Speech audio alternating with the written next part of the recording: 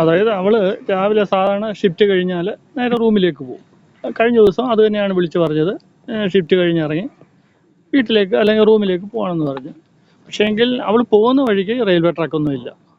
ഈ റെയിൽവേ ട്രാക്കിൽ പോകണമെങ്കിൽ അതിൻ്റെ പിന്നിൽ എന്തെങ്കിലും ഒരു ഇതുണ്ടാകും എന്നാണ് നമ്മൾ വിശ്വസിക്കുന്നത്. അതുകൊണ്ടാണ് നമ്മൾ ദുരൂഹത ഉണ്ടെന്ന് പറയുന്നത്. അപ്പോൾ ഒന്ന് അന്വേഷിച്ച് കഴിഞ്ഞാൽ ആ ഫോൺ ആര് ചെയ്തു എന്നറിയാൻ പറ്റും. കാരണം ഫോണിൽ സംസാരിച്ചുകൊണ്ടാണ് ട്രാക്കിൽ കൂടെ നടന്നു എന്നാണ് ദൃക്സാക്ഷികൾ പറഞ്ഞതായിട്ടാണ് അവർ പറയുന്നത്.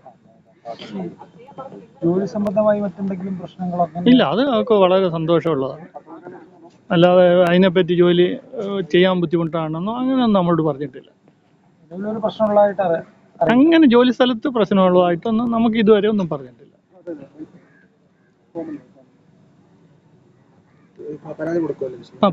എന്തായാലും അന്വേഷണത്തിൽ പരാതി എടുക്കും. പോലീസിലും കൊടുക്കുന്നുണ്ട്, IB-ക്കും കൊടുക്കുന്നുണ്ട്. എന്തായാലും ഒരു അന്വേഷണം നടത്തണം. ഒരു എന്തെങ്കിലും ഉണ്ടെങ്കിൽ അവർ കണ്ടുപിടിക്കട്ടെ. പിന്നെ പോലീസൊക്കെ പറയുന്നത് ഒരു ഉദ്യോഗസ്ഥനുമായിട്ടുള്ള സൗഹൃദ ബന്ധം ഉണ്ടായിരുന്നു, അങ്ങനെ ഒരു ഇതൊക്കെ പോലീസിന്റെ ഭാഗത്ത് വരുന്നുണ്ട്. അത് ഇവര് ട്രെയിനിങ്ങിന് പോയപ്പോൾ ഇവരുടെ ബാച്ചിലുള്ള ഒരാളുമായിട്ട് ചെറിയ ഒരു ഇതുണ്ടായിരുന്നു.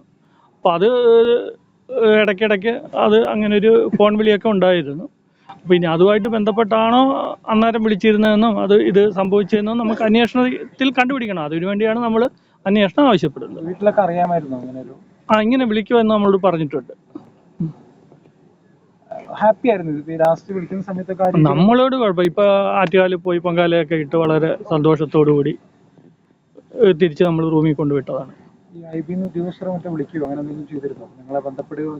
ഇല്ല, നമ്മൾ ഇന്നലെ അവിടെ ചെന്നപ്പോൾ അവരെ എല്ലാം കണ്ടു. ഇന്ന് ഇപ്പൊ ഇവിടെ എല്ലാവരും ഉണ്ടായിരുന്നു. അവര് എല്ലാം സംസാരിച്ചു. അവര് ഹൈ ലെവൽ എൻക്വയറിക്ക് ഓർഡർ ഇട്ടിട്ടുണ്ട്. ഇനിയും നമ്മൾ പരാതിയായിട്ട് അങ്ങ് ചെന്നാൽ മതി എന്ന് പറഞ്ഞു. പരാതി കൊടുക്കണം. നമ്മൾ രേഖാമൂലം പരാതി പോലീസ് സ്റ്റേഷനിൽ IB-ക്കും കൊടുക്കണം.